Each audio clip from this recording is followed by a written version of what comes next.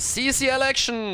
We are heading into game number 1 of the best of 5. We are in Playday 3, and on the left side, Simplicity going up against Granit Gaming today. Should be an interesting series between the two teams here.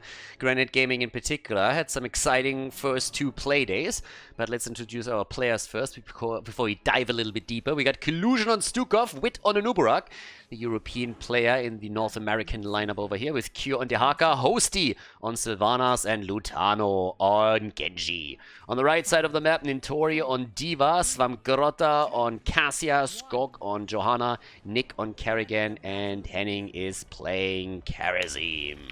Here we go. Alright, let's get this party started. As usual, a little bit of a disclaimer right at the beginning. These games are all played on the North American server, on NA Central to be exact, which means that European and Korean players have ping disadvantages playing cross-server. That usually ranges between 120 to 150 ping, which can be quite impactful, which is why sometimes you'll see a couple of misplays that can be explained through short delays, or also problems maybe while a player might focus more onto a macro play than anything else. Either way, Kerrigan goes down as the game starts off. Nicely done here by Genji, getting the first kill in. We also have with Cassia no stacking quest on the level 1, and Granit Gaming is falling back a little bit. Should be an interesting game here. Granit Gaming in particular is a little bit of a wildcard team right now, in the sense that we don't really know how strong they are, and that's for a very simple reason. Well, at this point they're getting a slaughter. Damn, that's a second kill against them already. Yeah, but the reason is pretty much that on Playday number 1, they got absolutely murdered by WildHearth and lost without taking even a single map. A lot of that can maybe be explained by European players being quite surprised by the drafts that WildHearth is throwing out there.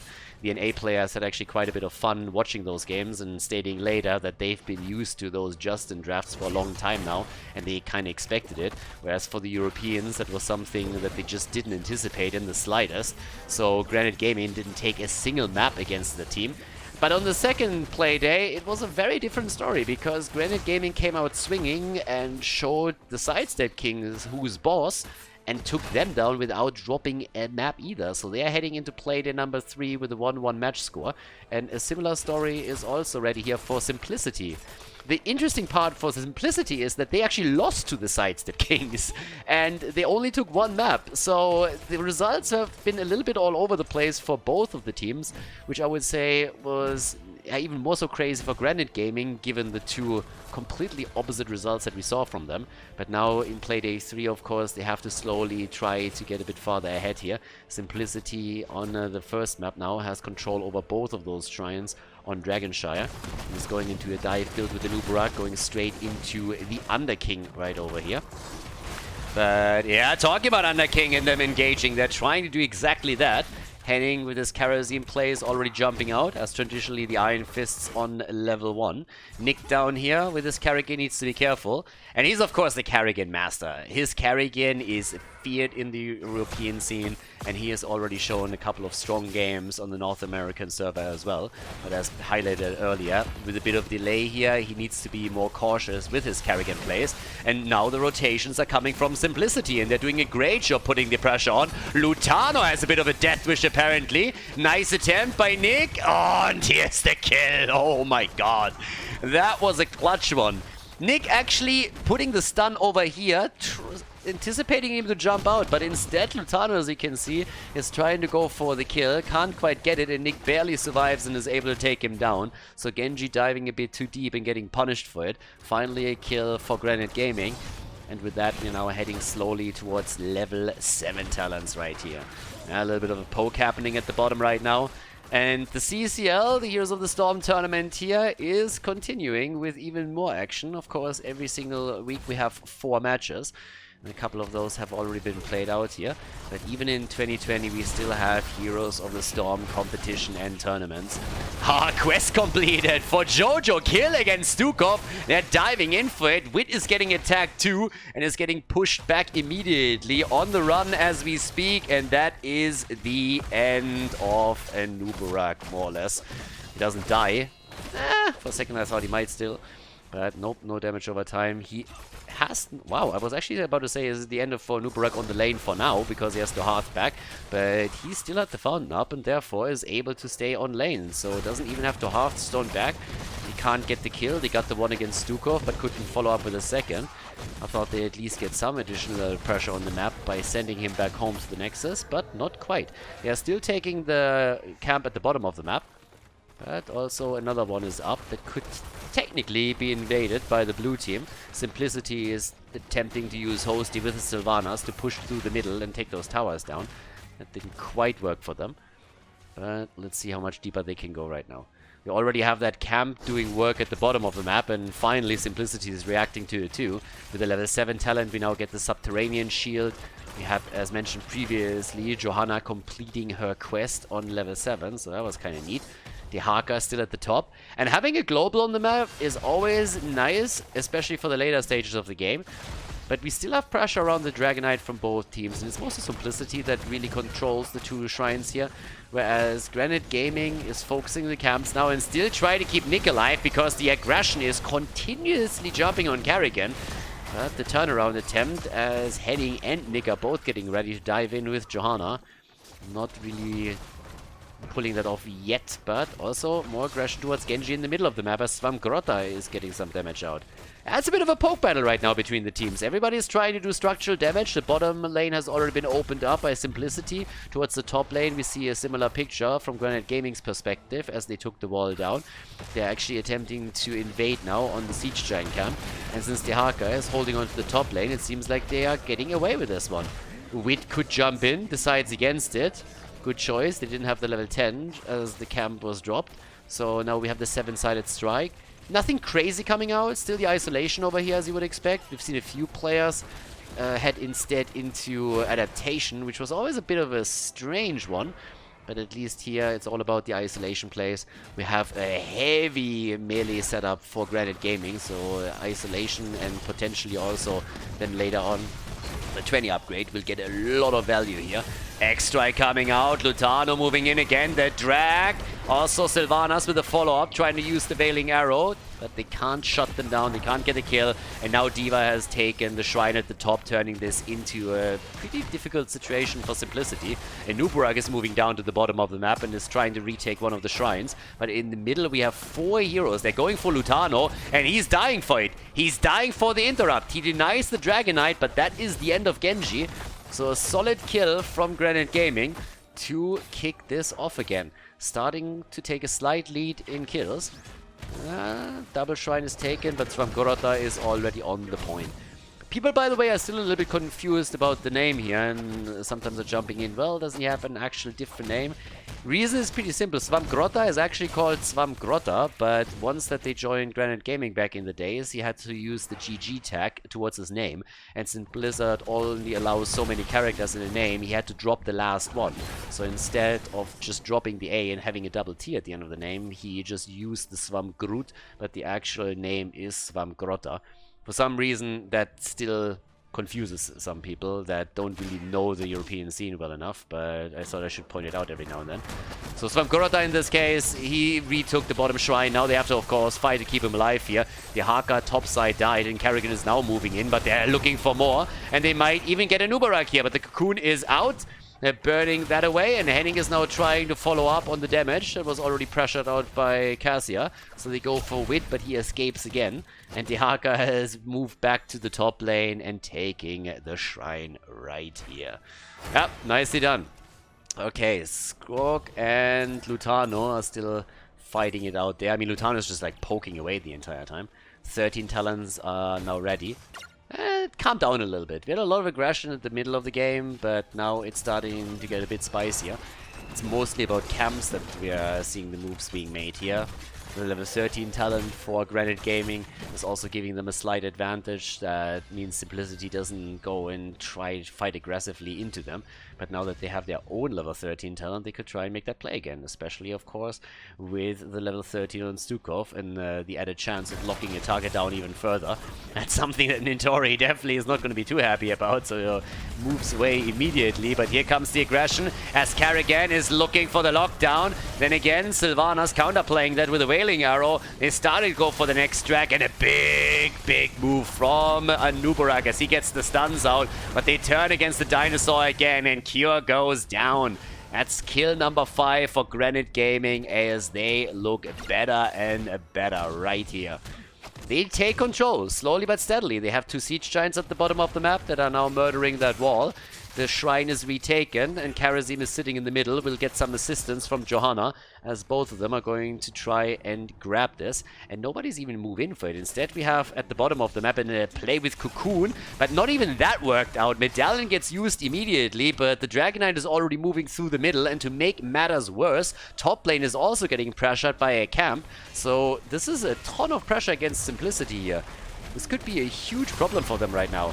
Yep, there's a little bit of an ass-kicking already happening, but seems like Granit Gaming might walk away with 1 or 2 structures. Dehaka is back up at the top as the fort in the mid lane falls and is defending this. 50% of the hit points have been taken either way. And everybody else is still rotating bot side to take the minion wave down and allow the Dragonite to move farther in and take that wall down. Maybe even the fountain. 5 kills to 3, nearly a level lead for them. Yeah, they're looking good right now. Damage output, 25,000 for Cassia, leading the charge here over Sylvanas, who's sitting at 20,000 herself. But, well, let's go. Yeah, they try to burn the Dragonite down. The wall is by now fallen. They still have the fountain down here, so that's important, but it's a 5 versus 5. Wailing Arrow again, X-Strike coming out, and they're trying to turn it against Genji. Lutano is jumping over the edge. But now Cure might be the next target as he tries to go for the drag. Good shove against the support, at least. So the healer is already out. But level 16 is so close that Simplicity doesn't want to fight this one out. They can't really. They have to be a bit more careful with it, so they can't go in and take this one. Need to be cautious. But they still can take a couple of camps before the 16 tunnel is ready. The problem is that with a 7-sided setup here, it's possibly the end of Q again. They're trying to take him down. He has to pop the essence too, but they're turning it. They're trying to go for Carrigan. Nick is using the Chrysalis to stay alive. Wit, on the other hand, is low, and that's the kill. The Nubarak is dead, and they follow up against the Haka, trying to get another one. The drag is there, but that's not enough either. He goes down. The Ford takes a couple of shots against Henning, but it's not enough to go for a counter kill. 2 heroes dead, bot lane defended, and now, of course, the open path towards the Fort and the Fountain. They should be able to take both of them down and take this easy peasy right here. Damage output crawling higher and higher for Cassia in particular, but they are taking full map control now. 7 kills to 3, more than a level ahead now as we see them rotate towards the Siege Giants again, putting more pressure onto the bottom of the map. The only fort standing is sitting at the top, and the Fountain has been eliminated here too. Which pretty much just translate in a much easier objective time for Granit Gaming. Now that the Dragonite is spawning again, you have still 3 lanes with a Fountain, so you can always reset at the Fountain, re-engage into a fight. But Simplicity doesn't have that option anymore, so they're highly dependent on their support in the middle, and will now, of course, attempt to go for those insta-kill plays that they usually try to follow when they have a Nubarak on their side. You dive in with him, you start to stun a target out, Stuko follows up.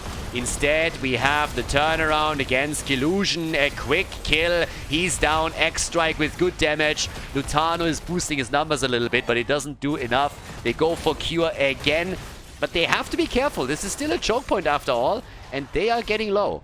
Medallion still being used here, has already been dropped on the PTR, and as soon as the PTR patch goes live, we're not going to have a Medallion anymore in Heroes of the Storm. Thank God for that. But in this particular case, that's one of the reasons why that choke point fight over here ended the way it did, with pretty much not a lot of heroes dying because the Medallion cooldowns were popped. Now we also got the 16 talent with Epicenter, of course, for simplicity. So there's that. And the rotation towards the camps again. From the perspective of Granit Gaming, you want to play this a little bit slower. You're not really in a position where you are afraid of any fight, but you want to make sure that you're not forcing it unnecessarily. You're still playing around the objective here, your opponent, but you're also a level ahead, so at the end of the day, time's working in your favor, since you're going to get that level 20 eventually. So that's something for them. 40,000 for Cassia on the damage, still boosting that as expected. We have 28,000 for Genji and 36k for Sylvanas. Actually, the only player, the only hero that hasn't died on the side of Simplicity yet. So right now, Hosty is doing a very good job. Not only in the damage numbers, he's also dropping serious siege damage, and we have him with not a single death yet. So that is quite solid here for him. That being said, top side is now getting pressured again. They know about the camp, but they're not making a play for it. But if they can take that fountain down, that will, that fort down, that would of course be fantastic. Fountain has already been eliminated earlier, as I mentioned. Also, the cleansing touch is really helping against these Nubarak setups. Insta-kill, baby! Yep, that's how you set a kill up. Right there. Nicely done, and they get a second one as well. Great job here by them. They see Lutano, they jump on him, blow him to pieces. Nubarak moves in a second later, helps to save Genji, but instead he dies too. So that's an easy double kill for Granit Gaming. They move to the top to take another Dragonite. They're half a level away from level 20. We already have Jojo down at the bottom, and Kerrigan is sitting in the middle. Nick wants to make sure that they're getting it immediately. Maybe can even use a bit of that time frame while Nubarak is still dead to take one of those keeps down. That would of course be the dream right now. So they are starting to make the plays right here. Camps are also getting aggroed before the Dragonite gets grabbed. That allows them to set up even a more aggressive play at the bottom of the map here. With them moving the Siege Giants in, a Catapult also on the way. And now the rest of the team going through it with a level 20. There's no doubt that this is going to be key. It would be a miracle defense if you can prevent it. This could be way more dangerous if a few of the heroes die. I mean, just look at Genji. He gets locked down completely, has zero chance of escape here, gets obliterated, and that's the end of the keep. And it could be the end of the game if they get another kill. If not, then they should at least be able to go for a second keep. But of course, they want to end it now with level 20 talents and still a couple of ults up or coming back up soon. They have a great chance here. The shield is already gone. They're starting to go for the core here, and this is not looking promising for Simplicity.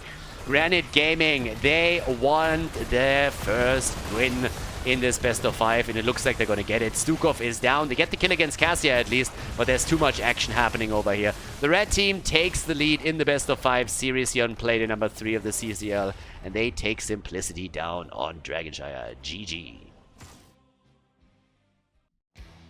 Before we head into game number 2, make sure that you subscribe to the channel if you haven't done it yet, so you don't miss out on any future content here on Khaldor TV.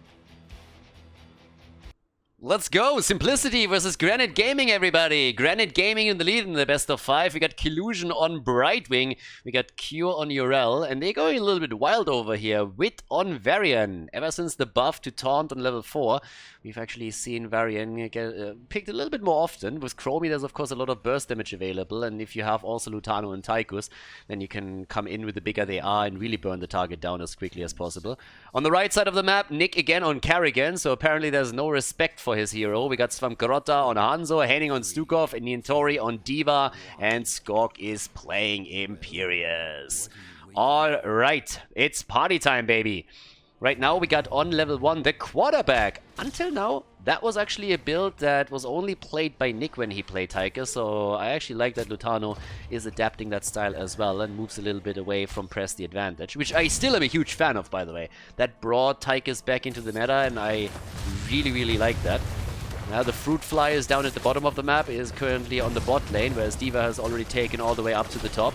Cursed Hollow, 2 bosses up at the 5-minute mark, so that's going to give some extra dominance to any kind of Hansel setup that they can send towards the boss and try and snipe it quickly. We have at the bottom of the map also the light of Karabor now taken here. So I'm already getting hit with that grenade. Yeah, that thing is going to hurt later on. But here's the first trap set up, and they go for Lutano. Goodbye, Tychus. And Wit apparently wants a piece of the action as well. He actually charged in for this one. I'm not so sure if that was not a mistake.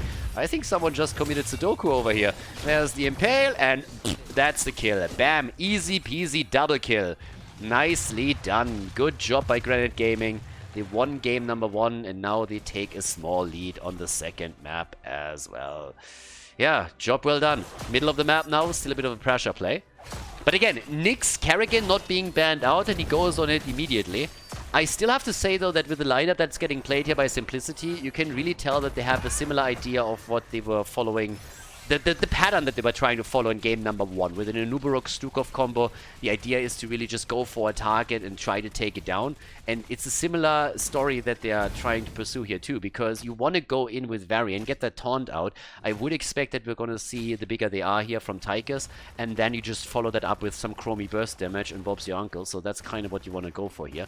And we'll see if they can actually make that work. Because if you can line that up properly, then you are in a pretty good setup. Again, the problem, of course, is that you have the medallion on the other side. That always screws with you a little bit. There's some other options that, of course, exist too. I mean, you're simply looking over to Stukov, and he can interrupt that. Taunt is taken, as you would have expected. The bigger they are is in as well. And yeah, we're going to see that lineup. Now, one of the additional tools that they have in their arsenal that I should probably point out too is that Brightwing can come in with a polymorph as well. That's also highly important, but they need to keep their boys alive for that. And Varian comes in, commits Suzuki as he jumps into 4 heroes and get hit hard by that stun combo. Yeah, didn't even have time to throw out his Gladiator medallion or anything. That boy was just deleted from the map within a second, so I don't know. Nick at the top lane, currently holding the lane easily against the little monkey right here. Get the monkey off his back. Okay, so there we go. And up at the top, there's now also a little bit of a move towards Cure, as he is getting experience for the team and making sure that that wall is not completely getting dominated. I was thinking of maybe a freebie at the bottom on the tribute, but nope, they are contesting this. So they should get a early level 7. And within early level 7, I feel like this one is going to go over to Granit Gaming. Guys, they're off to a great start. They're not as far ahead in experience as you might think, and that's mainly because Simplicity did a good job at soaking the lanes. And they are actually shielding Collusion quite well. But Hanzo comes in and is annoying as usual. But here we go. There's the taunt, and that's a kill. And this is the combo right here. The taunt from Varian, the quick bigger they are move from Tychus, and then Chromie comes in with the damage. And that's an easy kill right here. Well done. Now we got the melting point in, we also got the victory rush. Tribute hasn't been channeled through just yet. It's Urel and Kerrigan that rotate between the top and the mid lane for experience. But that's what we currently have here. Another taunt, yes, and that could be a kill. But Nintori is making out. But damn, the grenade damage here. The follow-up towards the end, so that was a good one. First tribute is taken, and they're trying to go for Urella in the middle, but Brightwing is already helping out. But Urella has at least been forced to drop the medallion cooldown, so had to go for the unstoppable frames here and save herself. So there's that. Top side, there's where the attack is still headed. Nick is going to try and push this out. Level 10 is in for Chromie as well. So Chromie has already the early access to the level 10. Applause for her, that was the wrong button by the way. That's what we're going to go for, but again, you can't hype Chromie up enough because the little fake dragon has a tough life as is, so any kind of encouragement is always welcome over here for the little fake dragon. And yeah, I mean, that's the real Chromie lore. I know that some people still pretend that she's actually a real dragon, but I don't really think that you should encourage delusions like this.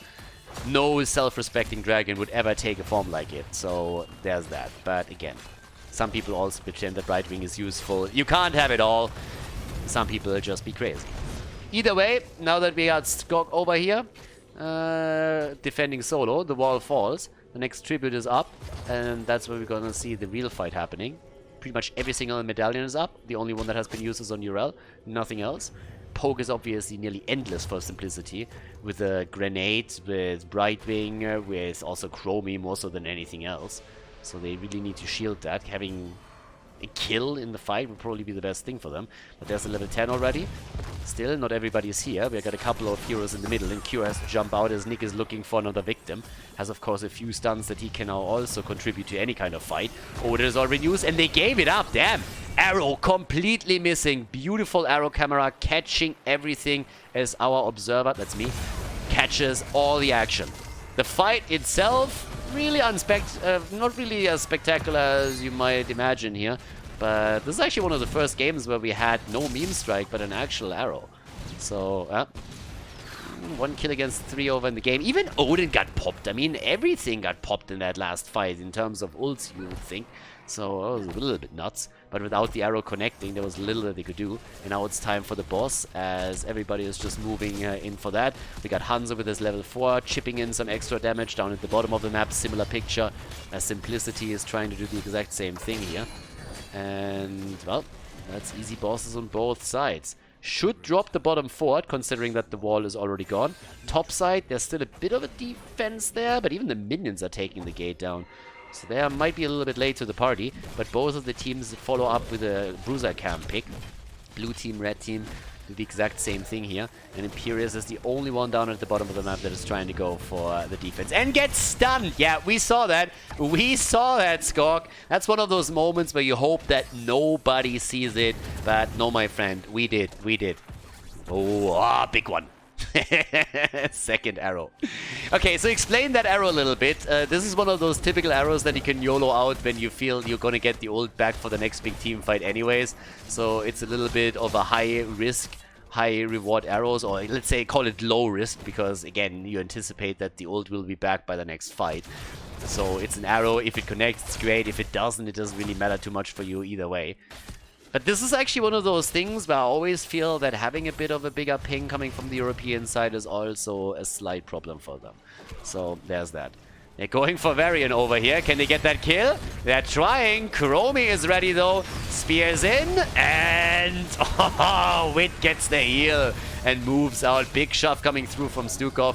Top side is still pressuring. So far, no additional kills. Tribute is spawning at the bottom of the map, and the blue team already has 2 out of the 3 that they need for the curse. Can they get a kill here and then go for an easy one? They got the level 13 talent in just another moment, but they are trying to boost back down to grab this quickly, and I don't think they can. This is going to be a little bit problematic, to tell you the truth. I like, by the way, that we still have the Neo Steel coating over here. You can go for a greedy Tychus build, but in this case, he still wants to have the self-sustain. And the red team is just eating the curse. They're just saying, like, whatever, boys, we are gonna take the curse and try to defend against it. So Collusion channels it through. But that also means, of course, that they have to split out onto all 3 lanes and make sure that they're defending. And so far, we have got Nitori up at the top lane. We have Siege Giants at the bottom of the map. Arrow connects, actually. Do they get the kill? Well, they're trying to go for it. There's the taunt against Imperius and the end of him.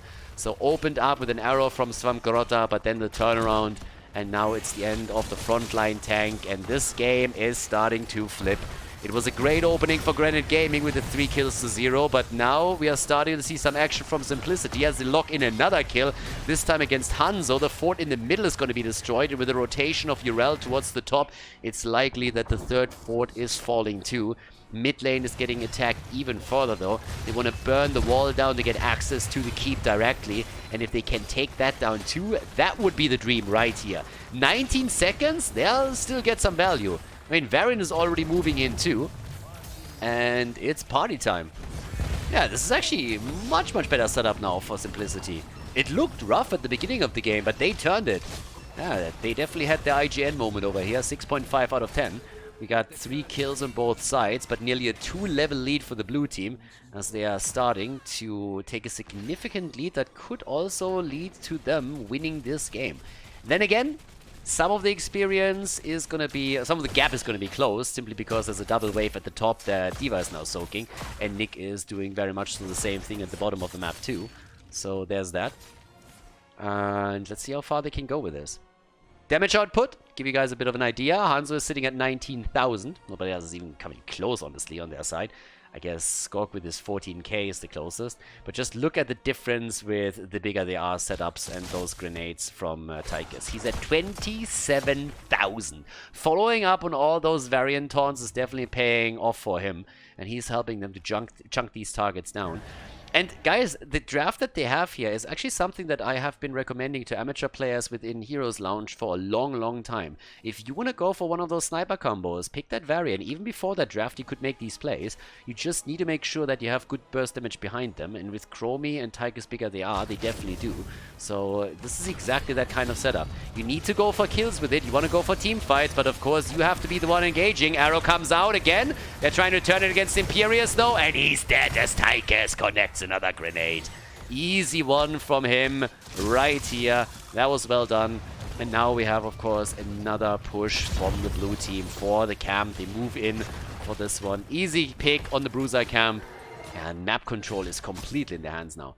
Boss should be up soon as well. Yeah, another 20 seconds and then we're going to have the boss back up on the map. But they're already going for the keep in the middle and there's nobody that's going to be able to stop them. So there's that. That's an easy one right here. And yes, that's that. Keep down. Keep down. Boss is up soon. Talent advantage for Simplicity. They're looking strong with this. They went for an aggressive composition and they struggle a bit in the early game, but now it is completely paying off. Cure is already going for the boss. The Space Goat getting active right here. Lutano dodges out on the stun circle.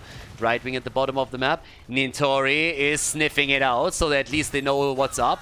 But the problem is now really, can they get the kill? There's the taunt again. They go for the pilot, but they can't get the kill. Cure jumps in, and they still hold aggro on the boss as Lutano is popping Odin, as they're zoning them out in the choke points completely. Nobody even getting close to make any kind of move over here. And that should be a boss at the top lane, and that's a problem. That's a huge problem. Yeah, nobody's dealing with that shit. The Ultralisk is moving in, waddling in slowly to make some plays. But that was a really good action. That means now that the 16 talent is finally ready for Granit Gaming, they can't contest this any further. So that translates now into another tribute claimed by Simplicity. And honestly, once that they have vision at the top defense, they can go for the boss at the bottom of the map. And that's exactly what they're doing. And I like it a lot. Because previously you've seen that Varian move towards the Bruiser camp instead. And that was more so a reaction to them not knowing what Granit Gaming was doing. But the second they saw all of these heroes at the minimap topside defending the boss, they knew that they had a safe move onto the boss bot lane, and that's what they did. So looking quite strong here now, working towards that level 20, and of course also trying to claim another camp just as we speak. Here we go. We got 29,000 damage for Hanzo now, 36,000 for Tychus, and another tribute popping up here would be the second one for whichever team is able to grab it. And Brightwing is still holding the side lanes. And I like that, actually. You see a lot of teams that play with Brightwing not really using her in a global fashion. And she's a little bit in a different spot, obviously. As, for example, the Haka, who has better wave clear and also more sustain and can escape much easier. But Brightwing still adds a lot of value if she can hide in these bushes and soak a little bit of experience, maybe at least one wave. And in this case, they're using her to get another channel, which will grab another tribute for them. So she can always move back down to the bottom of the map and help out here. And move through the gate, but the pressure is there. And thanks to that one level that is now just missing, it's not even a level anymore.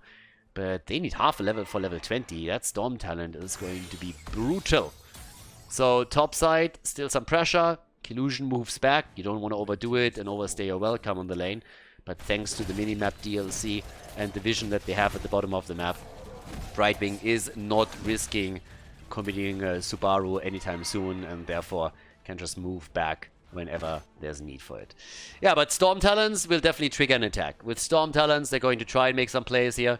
So down at the bottom of the map, Hanzo is doing what he can. Svamgrotta is of course hoping to at some point connect another big arrow that he can play around with. The question is, can they use that or not? This is a tricky one. 3 levels behind. 3 levels. 3 levels behind, and you're gonna get cursed in just another second. That's just getting nuts. So, yeah. Mercenaries, the experience gap is real. Of course, minion experience, that's a little bit different, but everything else is just like tilting towards Simplicity, and they are looking fantastic here. That's the tribute channel. That's gonna be a curse. I mean, there's no way you're playing around this in any kind of fashion. So, yep. Simplicity, Svamgrotta, they're still sitting at the bottom of the map, just making sure that they save those keeps for as long as they can, but this could very well be the end of the game. This is going to be a brutal push now. It's definitely going to cost them a keep if it's well coordinated, and if a few heroes die, then they're going to lose the game here. So that's going to be a little bit nuts. Either way, what do we get? Yeah, there's Odin getting put. Big red button, baby. Big red button is in. And they're already going for the top keep, poking that out. Bottom keep gets attacked by the minions. They have to defend the core in the middle. The minions are going to take care of the bot keep. Easy peasy. So that's at least one falling. The one at the top is also not really looking too good because Lutano is just taking aim. And the next minion wave is definitely going to seal the deal here. D.Va is trying to prevent the worst from happening at the bottom. That's not going to happen either. So, yeah, there's the taunt again on the front line. Skork tries to stay alive. He's having a lot of trouble with that. Varian comes in with his 13 talent and removes the shield. Garrigan is already down. Having the Shattering Throw here is, of course, fantastic against Imperius in these situations. All the keeps are gone. Now it's just time to go for the core. The curse is over, but that doesn't matter anymore. There are no structures any longer that can defend. Imperius is dead, and so are the hopes and dreams of Granit Gaming to take a 2-0 lead against Simplicity. The blue team comes back on Cursed Hollow and takes it.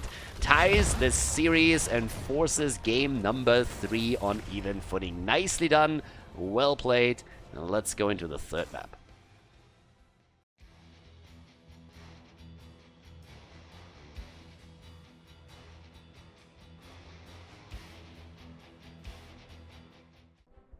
Game number 3, the series is tied and we are heading into Sky Temple. Let's go!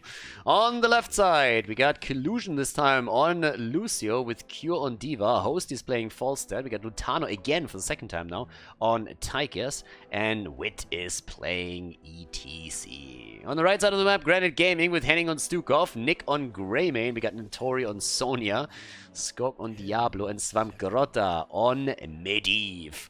I'm kind of interested on how exactly they play this out, because every single time you see something like Medivh plus Diablo, there's obviously a chance that you're trying to go for a wombo setup with a ley line into Apocalypse. But that, in the best of scenarios, is always a little bit tricky to pull off properly. If you have ping disadvantages as well, because you're playing cross-region, that might just be a bit too much to line that up perfectly. So this is a very good example of a combo where I could totally see that a European team that plays cross-server decides to go down a different path and doesn't try to go for a wombo combo because they're not sure that they can pull it off perfectly with both of the players suffering ping differences. So we'll see how they decide to run this once the level 10 abilities hit, but that's actually a really good example of where you might make different choices because of the server situation. Either way, we're going to keep an eye out on Svamgrota and his stacks, of course. ETC decided to not go prog rock, but instead against the Greymane setup over here. And Sonya play this around the block talents. So there's that. We have also on Sonya at least the War Pent right over here. Yeah, Sonya coming in. It's the new Hogger setup. Spin to win, baby. It's a completely different ball game now with the new hero being announced. Obviously, it's going to take a while until that hero is also hitting not only the servers but the tournaments. For now, it's only PTR. Now we got also Wingman in for our boy here, for the bird, and therefore it's going to be potential camp steals on the other side. So it's something that they can pull off here. Now, there is a lot of zone control, I guess, for both teams, that Gust could secure the boss, though. Gust is always something... I mean, Gust is also a little bit weird, I would suppose, now with the medallion. So, Gust is amazing if you have it, and just the zone control in general, controlling the space around the boss might be important for a late-game teamfight. It's usually something that happens a lot on Sky Temple for obvious reasons. But with medallions, you could mitigate the Gust a little bit at least. On the other side, we got the ley line. We got also Diablo, who could always try to push them out there. Stukov is another one who controls the space. So there's definitely a few options around.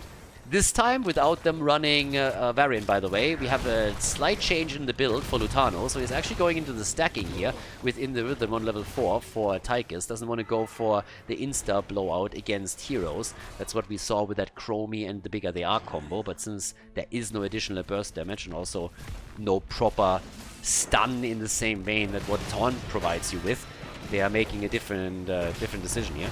Now we got 8 stacks for Svamgrota, still trying to get his baseline completed. And that's always the minigame that you have at the beginning of the game, right? You need to make sure that that Medivh is able to stack properly. And usually he's trying to focus a bit more on himself with those shields and portals. Up to the point where he finally completes the baseline. If you lose that later on, just before completion, then it's oftentimes highly unlikely that you even complete it at all. So there's that. Now, as we are heading in with another camp taken, we have that Bruiser camp coming in play for both teams. So they are both grabbing that right now. And also, in addition to that, now with 0 kills so far, the first objective is up, and that's where the party is gonna start.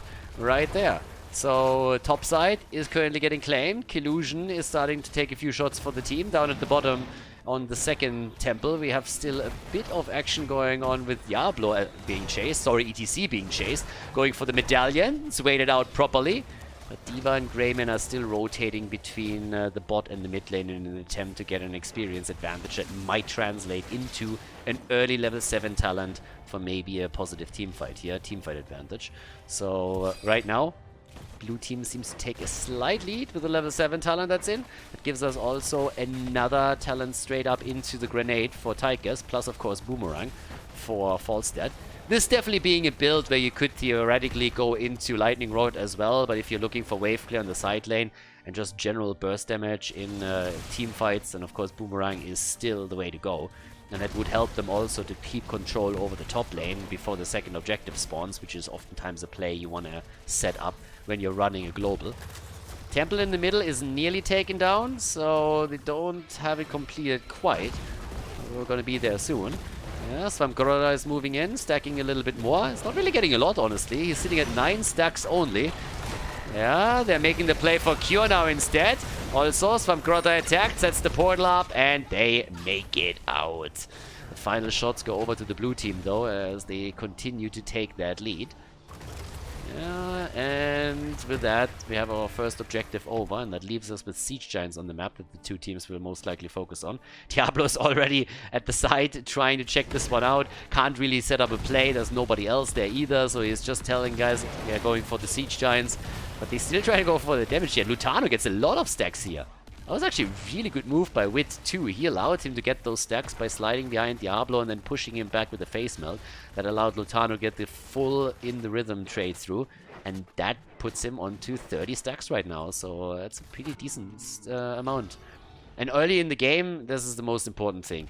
That's going to be an exponential amount of stacks that you're going to get up to a point. So yeah, right now we got 9.5 versus 9.5 on the experience score. So level 10 is next on the menu. And that's going to help them right there. And yep, here we have it. Push through the bot lane, trying to prep for the next objective. In an ideal world, you want to take the fountain down. If you get the fountain, that's amazing.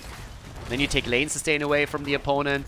Normally doesn't get that far before the objective spawns, but with level 10 here, they're not making a play with it. Yeah, Falstad is holding the top lane as expected. This is where you want to have the global before the second objective spawns. Leyline into Apocalypse. Technically speaking, they could try to go for the play. The A-Poke already not working out. So Skog a little bit trigger happy on the R button apparently here.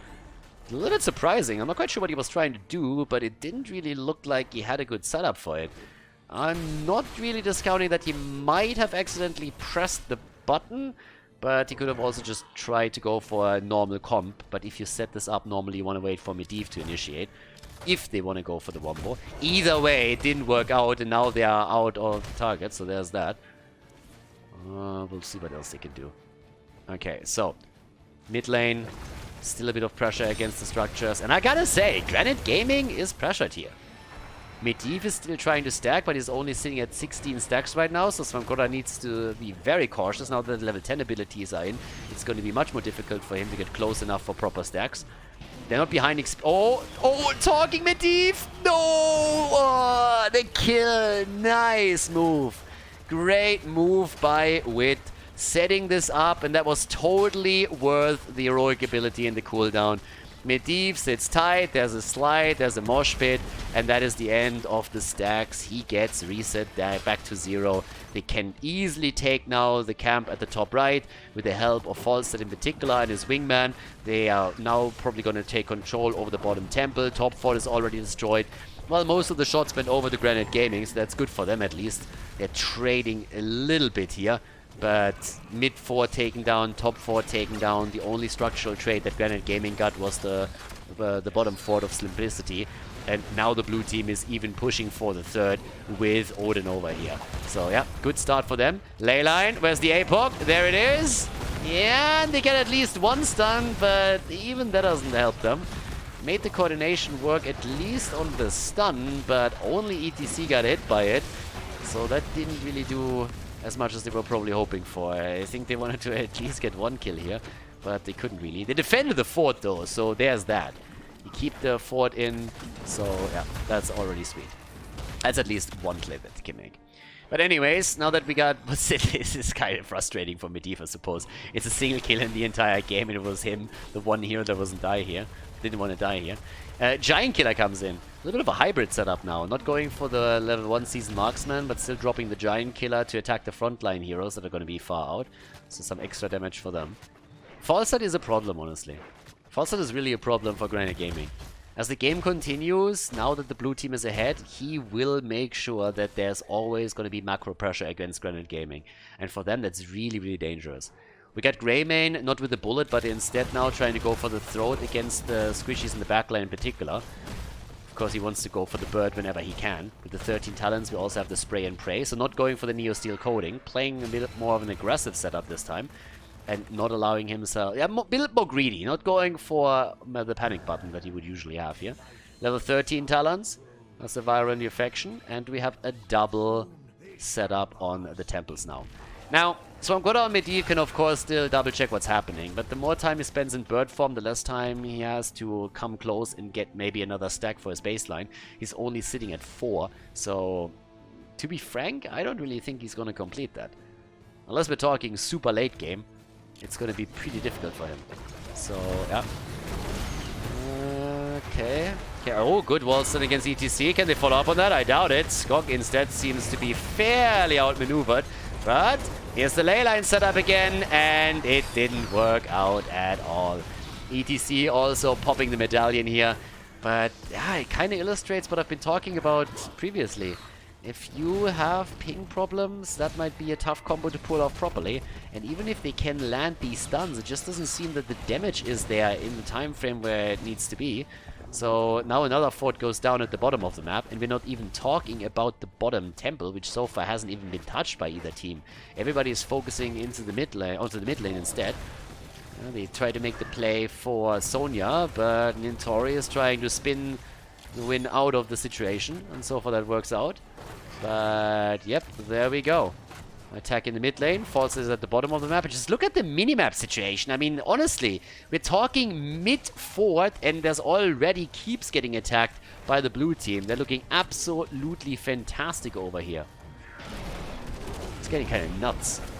I mean, right now we have, again, level 16 so close that it's getting dangerous for Granit Gaming to stay in those team fights. If their talent hits and it gets utilized right away by Simplicity, that could lead to a kill or two.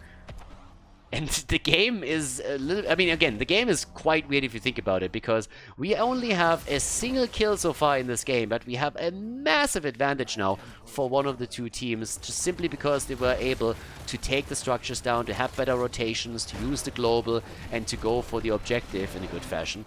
So they're playing this out really, really well. Here come the attacks, and that's level 16 talents now on the board. That gives us the sizzling attack. We have the afterburner on top of that. We can now start to rotate again, and I mean, technically they could even try to go for the camp here. Now that would be a little bit of a tall order, I suppose, or well, it would be a risk because you're still going up against Leyline and Apocalypse, and that's an area that doesn't really give you a lot of space to maneuver, so you need to be careful if you want to go for it. Instead, we now have them focusing on the opponent's siege giants, and that makes a bit more sense. This is a more open area that you can easily control. But their own giants are, of course, ready on the left side, too. Damage output with 31,000 for Lutano, heavily in the lead. And just look at the damage numbers for Granit Gaming. That pretty much tells you all that you need to know here. 13,000 is the top damage. Run by Diablo, by the way. So it's kind of crazy. The damage dealers just are not in a position where they can get the numbers in. And it seems like they're stealing this one after all. Yeah, there's the wingman already dropping one of them. The rest of them is moving in now too. And here we go. That's going to be more pressure onto the top lane. The rotation is just a little bit too late. The Medivh hits the 16. Everybody's on it. Can they get the kill against D.Va? That would be great. Cure gets attacked. And there it is. Oh my god, that pilot got murdered. Holy ragdoll, Batman. That one got crushed and thrown through the entire map. Yeah, and they're not stopping there. They go for wit.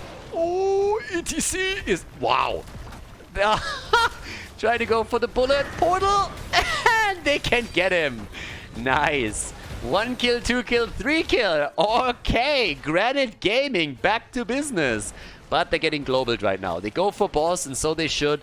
but they lose more room up at the top. But of course, now that we're 13 minutes into the game, we finally have the first boss getting attacked here, especially with Greymane. You have an easy time burning this down. Sonya is trying to deal with the top lane pressure and is going to prevent Falstad from taking the keep down. But they really have to put in some work now. They need to do something here. So we see them attacking. Actually, they're going for Leyline against Lutano. I think from God I was hoping for the team to follow up and them going straight in for another staggered death, but that didn't work. The fort in the middle is taken down. We have at the bot lane also the boss still pushing, but one temple is up and they use that to take another fort down at the top. So Granit Gaming is definitely fighting their way back into the game, but they're still behind. I mean, there's no denying that. You have topside, the wall taken down at the bottom of the map. Not only the wall has fallen, but also the keep itself is down to 50% HP. Falstad is dealing with the boss, and this one didn't do as much as they would want to, simply because we're only 13 minutes into the game, so it hasn't scaled properly yet. But they definitely closed the gap in experience to a big extent. And thanks to the temple, they are now also starting to take down the turrets in the middle. So if they can set a good portal up and jump onto a backline hero, take him down quickly, then Granit Gaming definitely has a chance to, pull ahead here even. I'm still concerned, as I said from the beginning of the game, about the Falstad value here. Yeah, there it is. Stun is in, or at least they're trying to. Here comes Odin. D.Va Explosion is through too, and they're rushing away here. Very, very quickly, or at least they attempt to. Skog gets locked down, even the mosh pit gets used, and that's the end of Diablo. He has the stacks on the soul, so he's going to be back in a second. But of course, reset, and now just a little bit weaker. It's going to be a double temple on the next one. Level 20 will be ready very, very soon for Simplicity. That's, by the way, one of the main reasons why Granit Gaming was trying to pull the trigger here and get the kill, so that they don't have to fight into level 20 talents, but that hope was already died. If they can get the quick kill, oh, that would have been the dream. Taking Collusion down over here, that would just have been it. Now it's a 5 versus 5. Easy escape by Diablo. Nice dodging out on this. Svamkrota gets attacked again. He's on 22 stacks and zip! He's on 0. No stacks for Medivh in this game. 20 talents, emboldened Simplicity to push in further. We got the wind tunnel, we got the big red button. They are going for it. Push through the middle, push through the bottom. The keeps are all exposed and they want the lead in the series. It's the best of 5. Which team takes the advantage before we head into game number 4? Right now it seems like Simplicity is going to be the one, but Granit Gaming definitely, they haven't given up on this yet. And they still got a chance, but they need the level 20. Well, they need a kill here. If they can take down ETC, that would be a huge start, but it doesn't really look likely.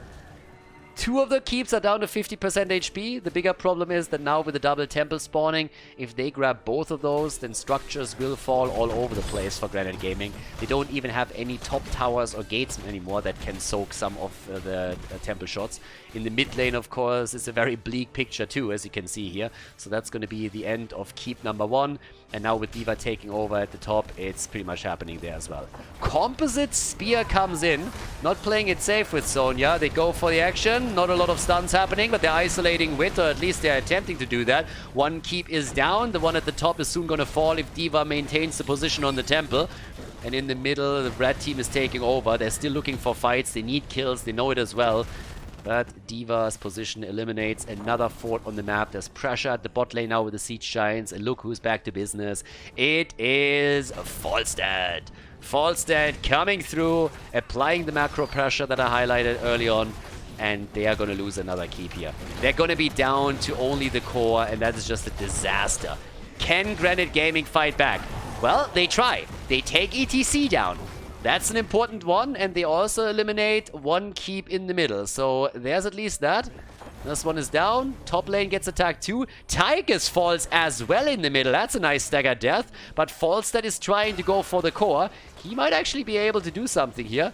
He's Hearthstoning with 2 Siege Giants. Maybe he had a chance, but he's trying. But the problem is that, of course, Granit Gaming is going for YOLO. They need to go for core here. They don't have a lot of options in the long run. The shield on their own core is falling as we speak.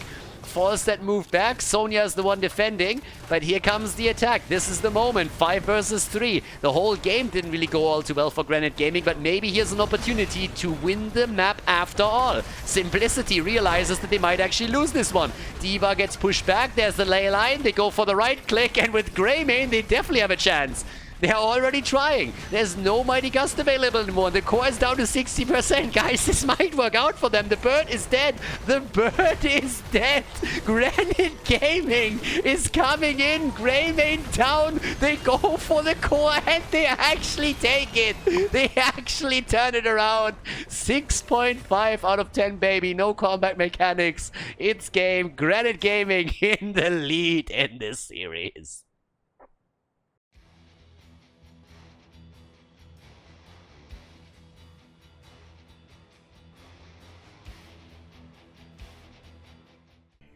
Game number 4. It feels weird to say it, but Granit Gaming is in the lead.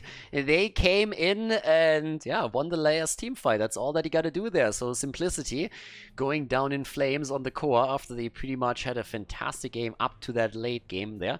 So it was a good one. I liked it. A bit of a turnaround that was unexpected. A slight twist, and Simplicity now has to win 2 in a row if they want to win this series and decide it in their favor.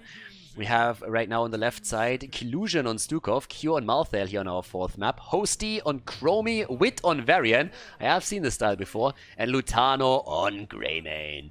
Over to the right side of the map, Granit Gaming with Nick on Tychus, Skog is playing Diablo, we have Henning on Anduin, Nintori on D.Va, and Svampgrotta is playing Mephisto.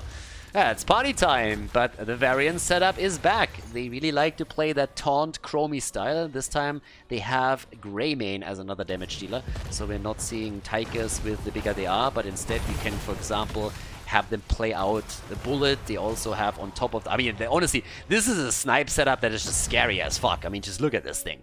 You can come in with a taunt, you have Stukov following it up, especially after Valorant reaction. Even without it, the silence is going to be insane. Burst damage from Chromie, potentially a bullet from Greymane, and if the target then still thinks it can get away, you have a last ride as a possible tool from Malthael. That was neat though. That was actually cool. Killusion just and the spray to the face, I love it.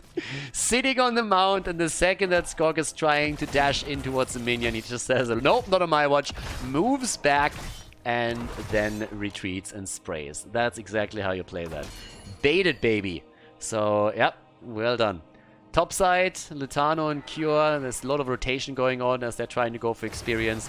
The 1 minute mark puts the camps onto the map, and therefore we have the teams immediately make some plays for the kerosene camps at the bottom of the map. So 1 and 2 are about to be taken. The ones to the bottom is most likely going to be a cause for a first small fight, or a bit of a skirmish at least. Svampgrotta getting some damage in over here with Mephisto. And Mephisto can always be... Oh, that's a kill. Hello. Nick goes down. Alright. That was a quick one. Oh, and Lutano nearly dies for it as well, but is able to move out. Ah, spicy opening. I like it. There's taunt, so now we are slowly going to see the pressure through it. But yeah, this is a sniper combo. Again, you see this composition and you know from the get-go what they're going to try and do with it. Now, the main question more so is what Granit Gaming is going to try and deal with that. They have to rely on Anduin a lot, I think, because with this trade he can always pull the target back, you know, and then make sure that the entire snipe combo does not hit. So Henning is going to be the man to watch out for here. The front line will be attacked a lot. Diablo could be bursted away any second now. And therefore, Henning is the man that needs to, yeah, really be on his toes here. Now, once that is level 20 hits, I'm pretty sure we're going to see the Glyph of Fate just to get the double trade in and help targets even more. You have the medallion also, but the 5-minute cooldown is something that you can easily play around if you have a low cooldown like you do with Taunt. Now, Malthael is another hero that's going to be interesting. I would expect last rights. Anything else wouldn't really make a whole lot of sense here. I mean, of course, we've seen some Tormented Souls in the past, but most of the time it's comboed off with Ana. But with last rights, you could be the finisher here, and you could actually stack this quite quickly. If you're willing to commit to the cooldown early on in these situations, you can do a lot with that. As it happens, though, Here comes our next little setup as they are going again for the shrine, and the lead goes to Simplicity early on as they are getting some additional stacks together. Chromie has a level 7 already in play, and Wit is looking for a target. Seems to be going for Anduin, but the medallion gets used. Anduin getting the unstoppable frames, able to move away, and therefore no chance here. Explosion value already, or at least the attempt of it, and they are pulling ahead. Granit Gaming is on their way to get the first Punisher. If they win this map, they take the series. So for Simplicity, there's a lot on the line here. They want to force game number 5. Let's find out if they can. Heading in the back, attacked, and that's the end of Dibbles. Dibbles down, the taunt, the save. Oh, Swamgrota. He still gets crushed by Chromie. The Chromestar comes in and they get the opening kills. Diablo was the first one to fall, and then, of course, Anduin saving Mephisto initially. But Chromie shows no mercy. Comes in and drops him quickly. Now the Mortar Punisher gets baited over the wall for the easy defense, but the gate is broken through. Greyman is active in the middle of the map. Topside pressure is there through Mephisto, who burned another minion wave down. And they are pulling heavily ahead. 3 kills to 0, level lead, bottom wall destroyed, action in the middle where they're going for another one. Yeah, that's a good start again. Then at the same time, we thought the same thing on Sky Temple, and we all know how that ended. So, yeah, gotta be very careful how you play this one out. 3 kills to 0 now. There's a rotation towards the top from Q as he's starting to make his way to the next wave. Nintori is already sitting tight on the left side. Lutano, Hosty, all of them just making sure that they can grab another camp without any troubles. They still maintain that level lead. That was super powerful for them earlier. And at the bottom of the map, there's more aggression coming through as the red team is thinking of finally also applying some pressure here. You need to do that especially before the level 10. Once the rogue abilities are in for Simplicity, you're gonna have to fall back from that position. Talking about falling back, they're still trying to force the fight a little bit, but they gotta be careful here. But that would be a nice play against Cure, but he is able to move out. No real threat against him. Oh, good damage here from Chromie. Nicely setting this up also with the slowing sand. That's a great position for that too, especially when you're pushing into a fort and you know that your opponent is on the other side of that gate. So that's a neat one for them. Take the gate down too, but level 10 abilities are so close that Granit Gaming can't make any plays yet. So yeah, they gotta be super, super careful how they are playing this one out now. At the bottom of the map, there's the next attack coming in. Yep, level 10 abilities, they are ready, of course. And off we go. Malthael is dead, so that's kind of neat. That was a good one. We are able to get him at the top lane. The bot lane is more so the problem, but that was a perfect opportunity for that kill, or well, a perfect moment. Because that gives them a huge chunk in experience that allows them for an earlier level 10. Now Wit is taking over topside and is trying to do his thing here. We don't have a level 10 yet for Malthael, so he hasn't really committed to anything. But the pressure, or most of it, really comes from Simplicity right now. Okay, they go for the bubble this time on Anduin. Yeah, that might actually be one of the reasons why Malthael might go a different way here. But we also now got the Lightning Breath committed to. And outside of that, it's still half a level lead. I mean, again, it's not completely a huge gap anymore. But they have the upper hand. Honestly, taking these walls down is already a huge part of what's going on right now. If you get another Punisher, then you can go for those forts and start to snowball this a bit harder. Take the fountains down, clean up some of the lane sustain on your opponent's side, and you're going to be in a great spot. Whereas if Granit Gaming takes the next one, then it's going to be an easier sell to simply defend by pushing it or baiting it over the wall. And we have Tormented Souls. So they're not going all in on this idea to snipe a target up. We got the Tormented Souls instead. And Malthael can at least draw a lot of attention to him when he jumps into the opponent's team with that particular setup. So that's another thing to really point out here too. We have Chromie already sitting topside with a bit of pressure play through the camp that they took. Both teams have that. It's a question of whether or not Nintori is going to stay long enough to take that down. Here comes Anduin with a save. They re-engage as they're moving in again. Cure makes it out, but oh boy, for just a second he was in trouble here. So they are trying to go for the point now. There's no level 13 talents that a team can boast as they're both moving in for objective number 2. Tigers, can they maybe focus on him a little bit here? They're trying to get the damage into the back line. Taunt is still on a cooldown, so they can't use it. Good lightning breath. Even the medallion getting used as Cure is trying to get away from the slow here. But that was barbecue time from Diablo. Big lead, by the way, for Granit Gaming. They're popping Odin. That's their wild card in every single one of these fights. Cure is also low, and it's ton of damage here from Nick.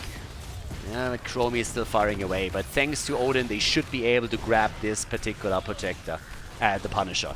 Honestly, this is one of the best things when you're on this map, that every time you have roughly 20 stacks together, you just pop Odin and you're good to go.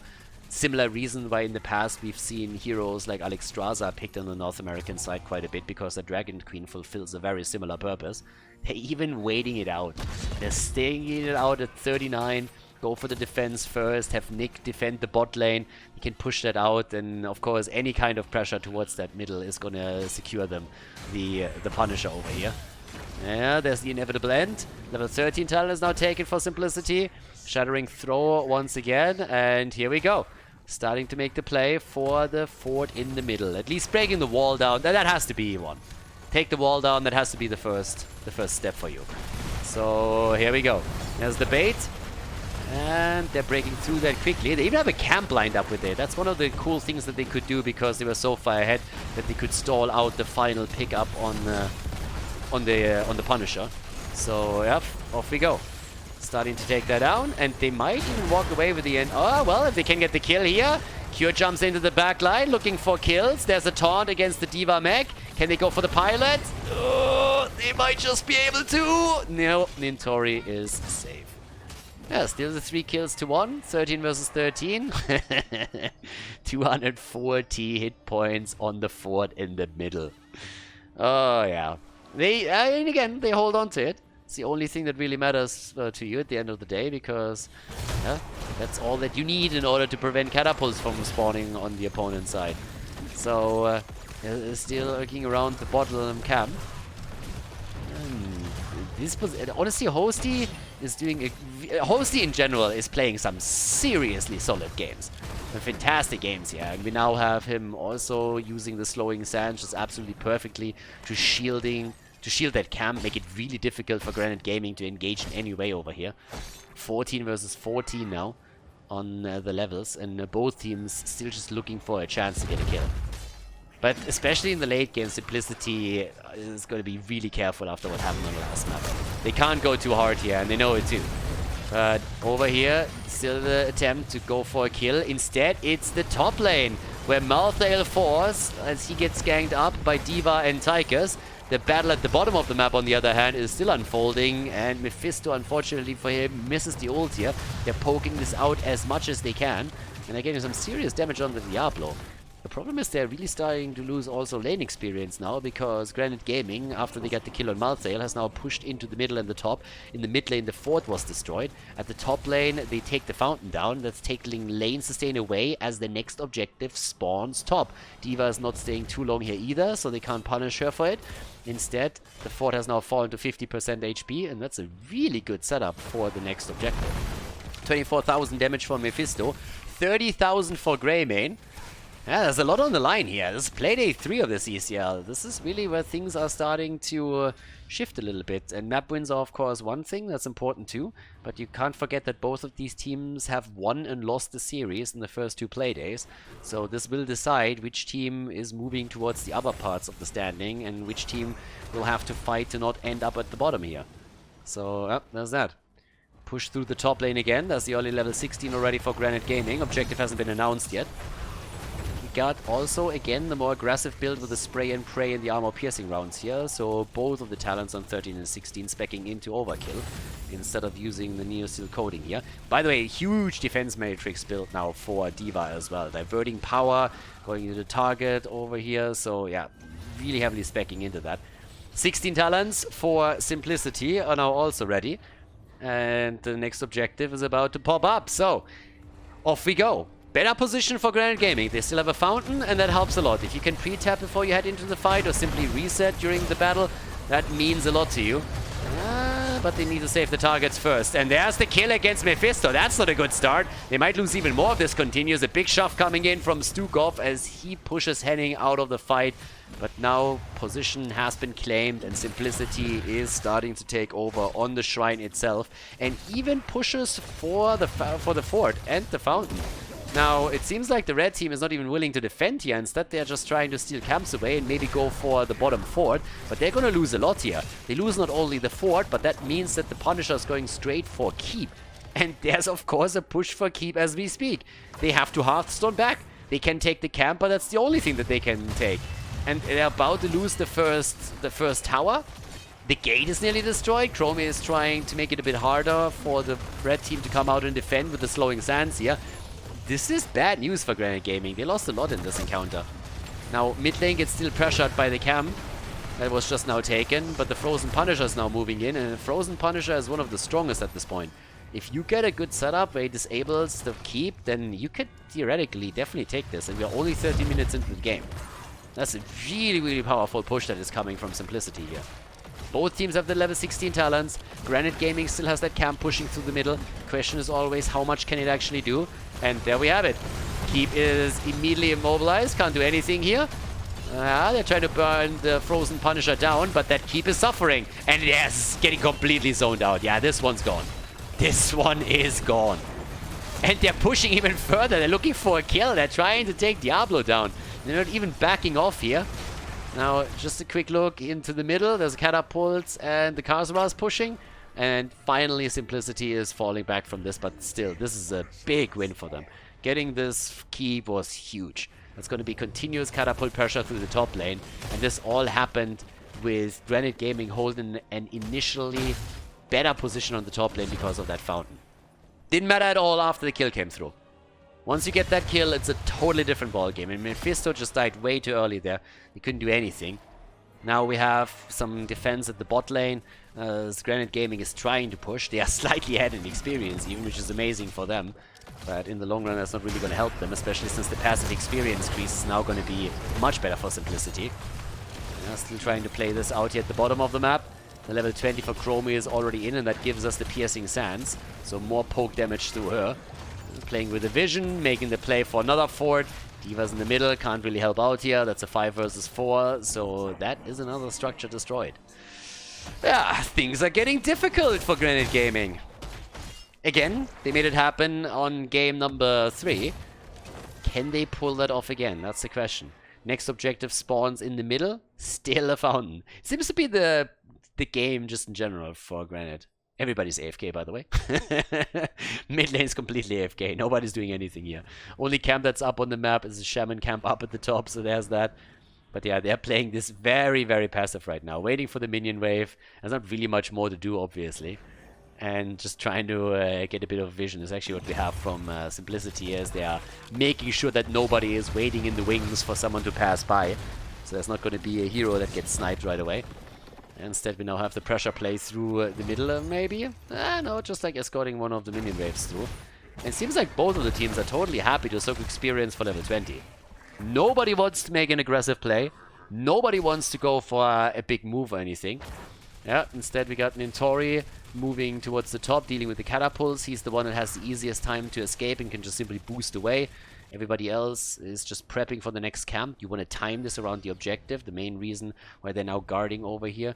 Collusion. We're going to see a similar situation happen on the right side. Skog is moving a little bit farther out. Yeah, double checking the bush. Can then take position here if he wants to. And make sure that nobody attempts to steal this one away either. Both teams just want their 20. Nobody is really doing anything else. It's just all about the Storm Talons. They're just double checking a bit. Okay, what's going on? Where's the opponent? Can we take a camp? Can we sneak in? And yeah, the answer is that both will time their Shaman camp around the objective. We will have level 20 on both sides. Nick is moving out. There's already a rotation headed his way, so that was definitely the right move here. You can't move this far out solo in the game when you don't have vision on what your opponent is doing. But there we got Storm Talons now for both of them. And both felt confident that with level 20 talents, they can head into this team fight and take it. Yep, there it is, the Glyph of Fate. That was, of course, important. Trying to save them from these taunt setups, but the bullet is hitting hard. And Diablo with full souls, he is taking the brunt of the damage. Now, the red team, they want to get their 20 stacks, but they pop Odin early. They go for the big red button. They're starting to move in. Nitori could try and zone them out here. The banner was already taken down. 16 stacks to 4. And in the back line, we got Cure targeting Diablo. Bit of a barbecue move here again, but Mephisto already moved out. And that's 24 stacks now for Simplicity.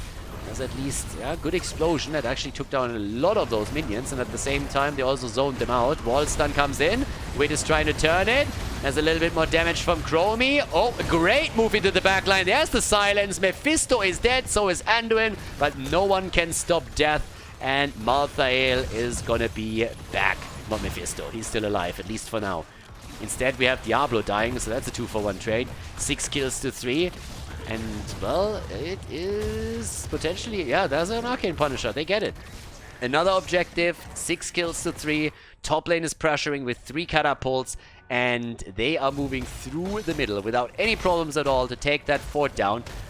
Top lane is a little bit sad, I would say, for Simplicity, that they can't save these 3 catapults. That would be fantastic for them. Instead, we now have the pressure through the middle, and the wall is already getting destroyed before we have him appear there. Malthael was a little bit lost that top side, but they're gonna get a second keep here for sure. And they get more! Well, no, they actually lose Malthael instead. Malthael is down, but they are still gonna get that fort. The only, the keep. The only question is, can they get more than that? Because Anduin is still down for another 7 seconds. But thanks to the kill against Malthael, that might be a defense for Granit Gaming that they can actually pull off. But Simplicity, they want it. They have a strong Punisher here. It's still 40%, and the shields are falling. But we have another Odin set up. But the core is dropping, and it's dropping quickly. That's not the only thing that's dropping. The hit point pool of Diablo goes to 0. He is down. Another bit of a zone attempt, push out, and that is game. As Simplicity forces the 5th map in this series. We're going into the final map. Full distance here today between Simplicity and Granit Gaming.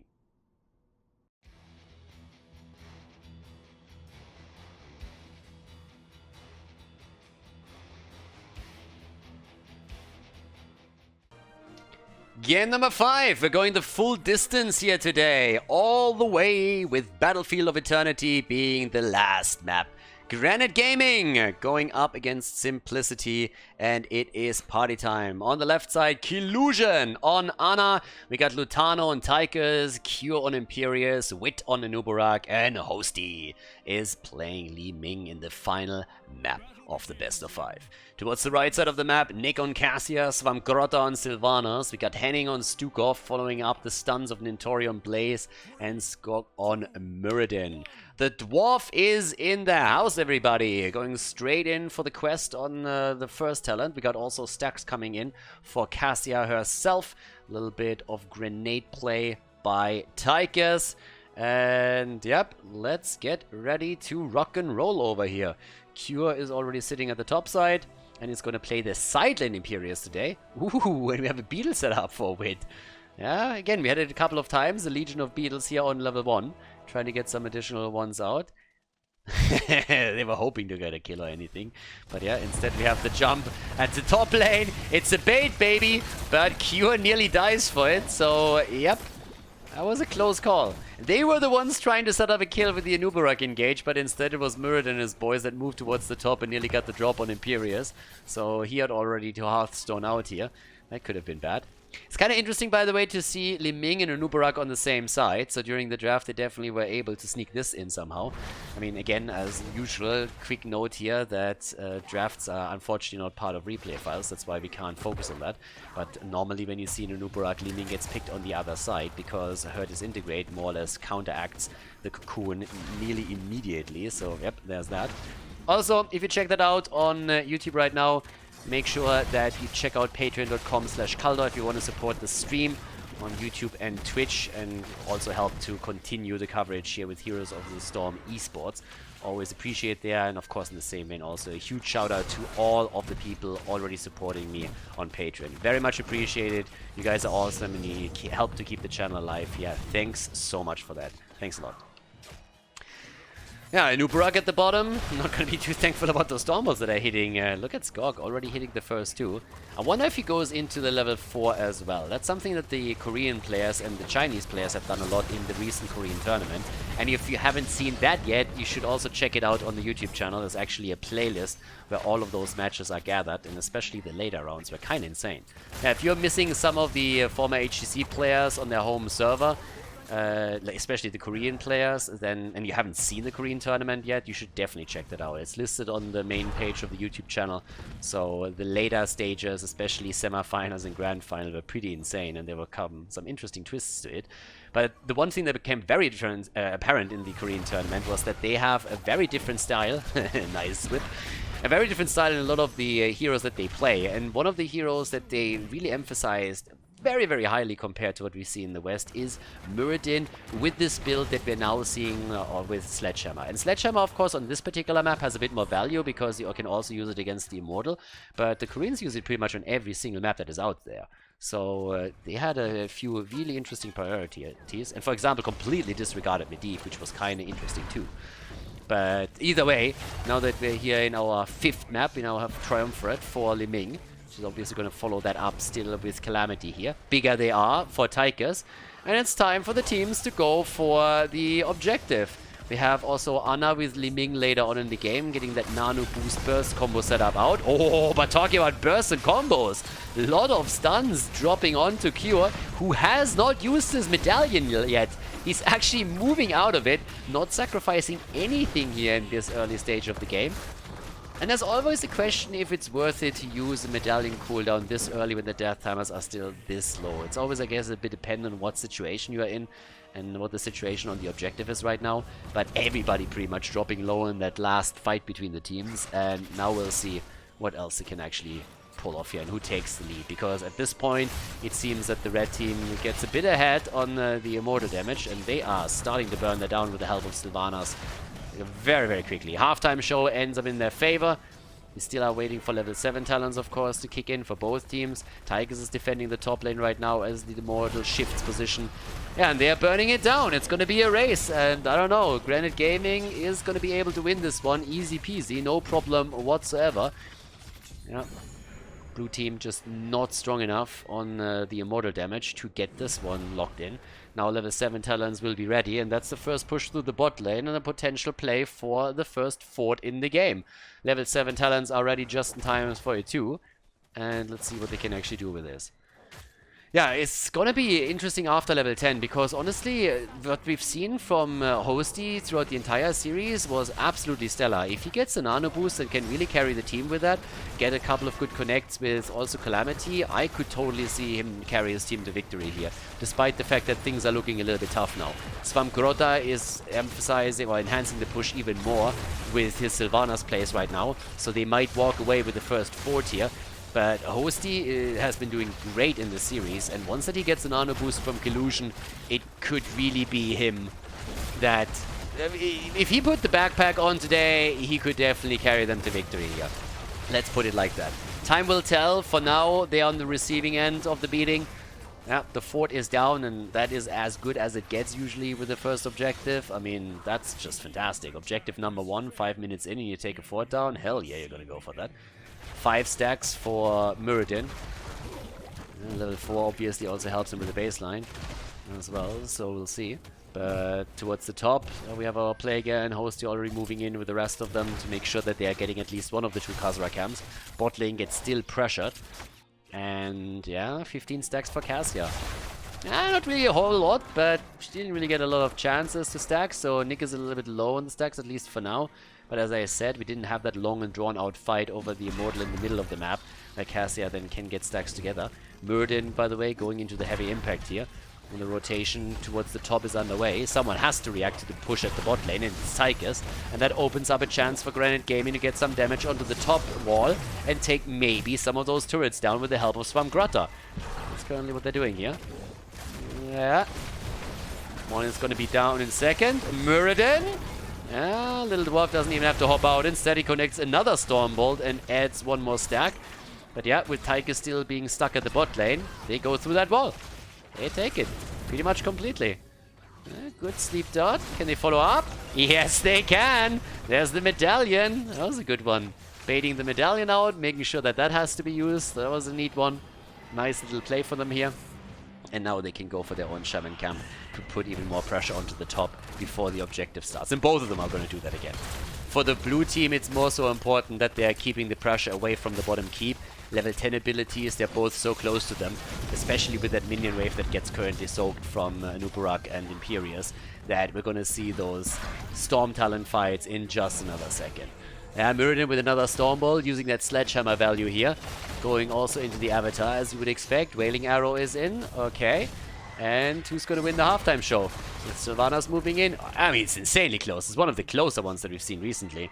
Blue team lost the halftime show, but by the smallest of margins. There's 900 hit points or so between the two of them. And here comes the rest of the play now. Odin is back in. And of course, in this case, with Li Ming not being forced into this integrate against the Nubara Cocoon, she can go into the wave of force again. And that puts us into a spot where we finally also see some potential nano boost plays if Collusion and Hosty feel the need for it. Here comes the attack. Yeah, Li Ming is moving in. Big damage coming out, and there's the first kill. They try to go for number 2, and they burn Muradin down. It's an easy double kill, and that's exactly what Simplicity needed here. They go for more momentum. They want to drop Henning. Oh, Imperius! Oh, Hosty, is he gonna get it? Yes, he is! Hosty gets the kill. Imperius got actually stunned out mid-lunge as he was trying to grab that. And Hosty is just popping off here. Yeah, I've been highlighting him a couple of times in this series, and he just delivered. Now they have the Immortal.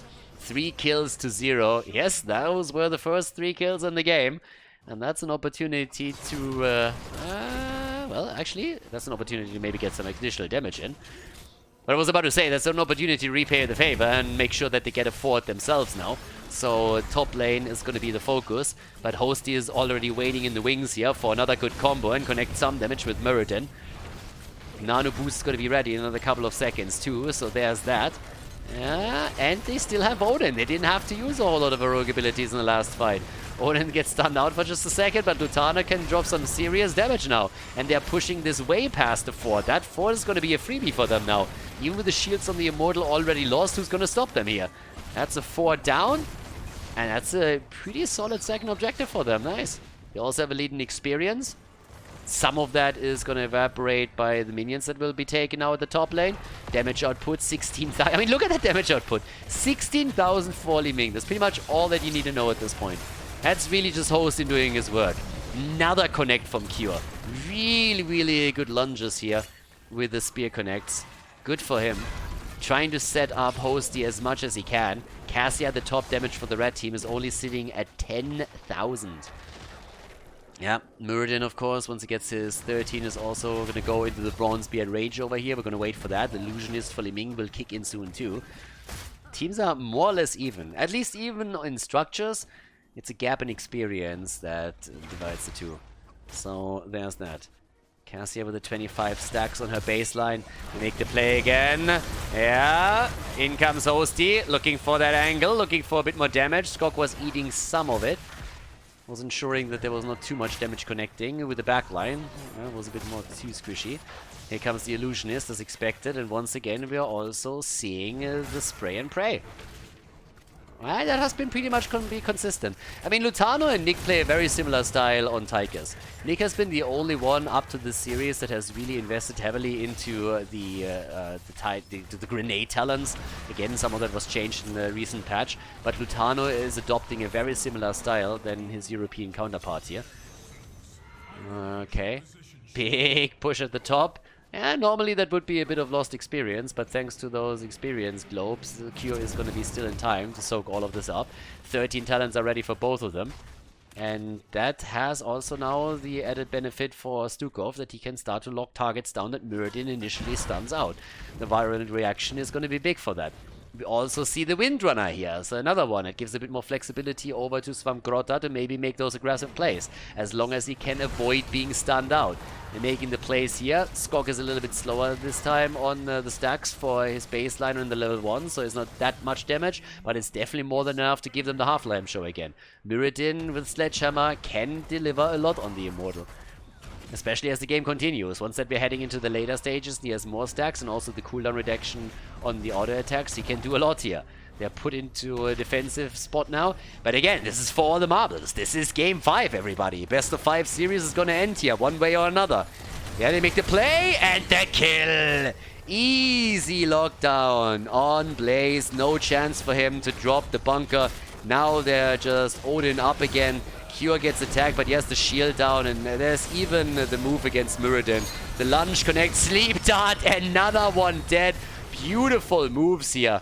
Well played, and big damage coming out.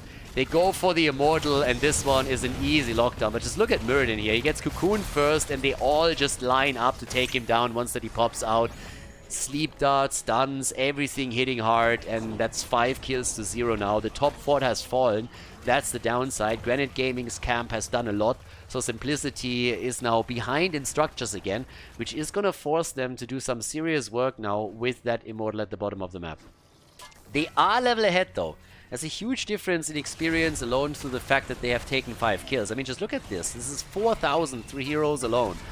And if they don't do enough damage at the bot lane, then they might be ahead in experience, but they still will fall behind on structures. But now that the entire team is moving in, it seems quite likely that they're not only going to take the fort, but maybe if they hit level 16 in the process, they could also try to push this a little bit further. They already know where Nick is too. Yeah, Wit was actually moving in and seeing if he can make a play here. He's the one who now double checks. Oh, Muradin! Hello? Someone got blown up here. Damn, son. He's going to be able to walk away from this as it seems, but that was not an easy one. Trade kicks. Oh my god! What a double lunge! Damn, baby! Cure, calm the fuck down over here. What a beautiful double kill. And that opens up the wall and a big opportunity for them to take down the keep. 16 to 14. What a huge hit over here. That stun was sick. Sylvanas is dead too. They're going for an easy keep. Kill after kill after kill. 8 to 0. What a spanking at this point. Granit Gaming is definitely... I mean, I don't think they expected that. Look at this setup again. Check this out. Like, first of all, they are all lining up, trying to go for the cocoon. Then they attempt to escape, and then Cure with a perfect timing from the side moves in. Ana gets the double kill. And, yeah, that was just nuts. Epicenter is in now. The sizzling attacks are coming through again.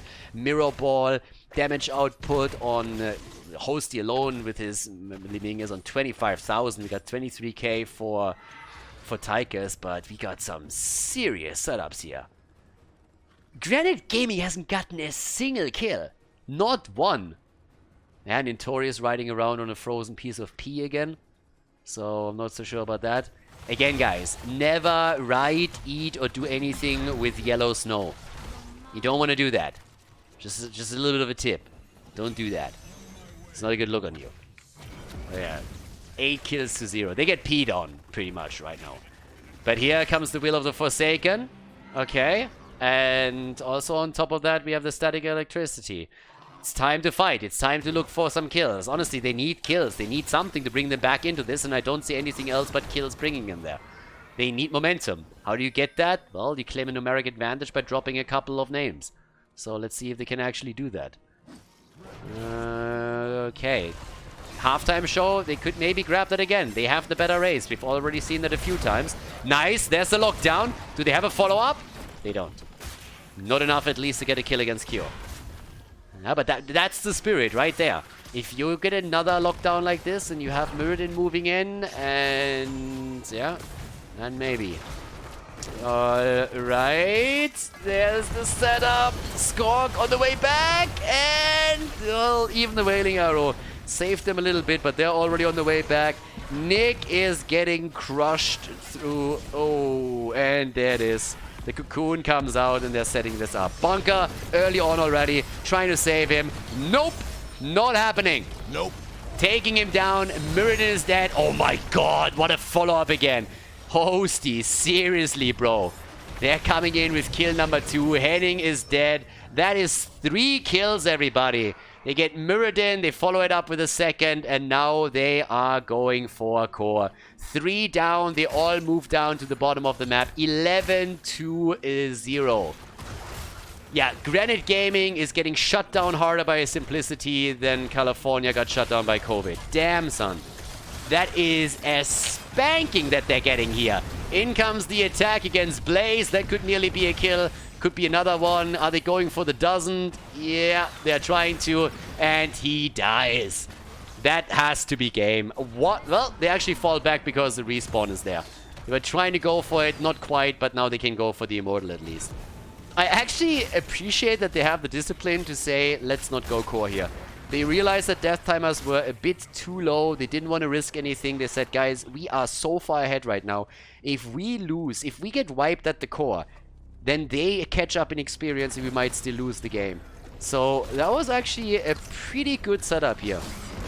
Well, a pretty good call, I want to say. It's a safe call given the circumstances. This is map 5. Oh, but here we go. The double kill. Oh, the double kill against them. All of a sudden, Granit Gaming shows up again. Is this Sky Temple all over again? Is this happening again? Host is trying to carry the team here. Skog hits another Storm Bolt. They are starting to do the damage. They want to go for the Immortal. Mirrored with a big jump. A staggered death would go a long way, but the Storm Bolt misses. Hosty is doing what he can. But look at that double kill. That was insane. That was such a good one. Came in with a Wailing Arrow and everything, and they just dropped Anna and Tychus. Now they go for the Immortal again. We still have 16 seconds until we have the two heroes back to business. And Granit Gaming takes the Immortal. Level 20, on the other hand, is super close for Simplicity. That might allow them the easiest defense in this game. So there's a good chance that this is going to happen next. If you hit the 20 right now, you have the Storm Talons, it's going to be tough for Granit Gaming to make a move here. There's actually a good chance that they're not even trying to push with it. Unless they feel they have to. It's 1.5 levels, it's a pretty big gap, and they are at least staying in the vicinity here. But now we have, of course, first of all, the rewind for Nubarak, so a lot more stuns for him. The big red button is also in. Nano Infusion, and they're burning this down quickly. Skog is looking for Storm Balls. Yeah, he's already jumping out. They're not risking anything here. It's definitely one of those moments where you want to push, you want to try and take the keep down, but it's understandable that they're saying, let's play this safe. Let's try to soak 20. If we lose here, they just go for core and they end the game, and we can't really, I mean, obviously we can't afford that. We're in game number 5, so how could they? But if we go, 12 kills to 2. And let's see how deep they can go with this now. This is a bit of extra experience. I would assume that the blue team is at least thinking about stealing this camp away and making a play for it. They have the level 20 talent, so they could theoretically try and make that happen.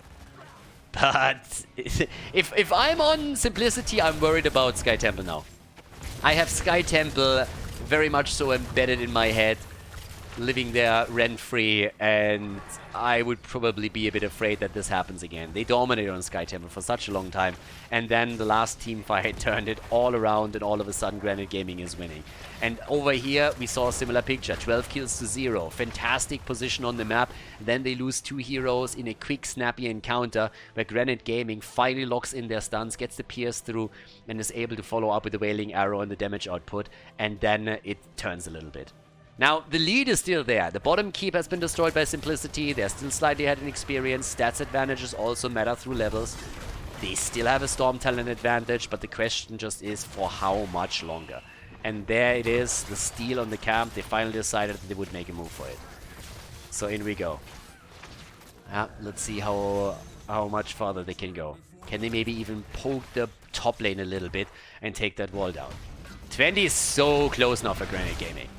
I mean, again, this could come down to a single fight now. And Murden goes for the rewind. Fortified bunker. Infinite ball of lightning is in. Stukov going straight in for the push comes to shove. And the question is just, what is Sylvanas going to do? Are we going to get the upgrade for the 10, or is she going to go for the Bolt of the Storm here?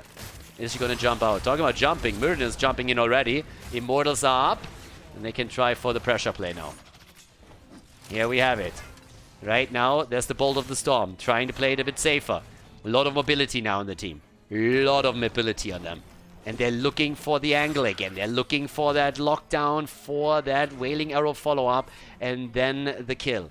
If they can get it, Granit Gaming might win this series after all, but Simplicity, they played a solid game so far. Nice move, making sure that Lutano doesn't get stunned out. They try to go for Mirrodin. Mirrodin with the Avatar. Cassia in the back, trying to get the damage out. Popped the ult, but didn't get any value out of it. Cocoon is there as Anubarak helps the team to retreat, and everybody just exchanges ults. They exchanged ults. Lutano has used the big red button over here. And they're starting to push again. 12 kills to 2, 21 to 20. And they're making the plays. They want to go for the halftime show, and I think Granit Gaming is going to attempt to wait out Odin and engage after the halftime show is over. They're still pushing. They're still looking for a chance. Yeah, Henning trying to lock down Wit. If that happens, the bug could be down.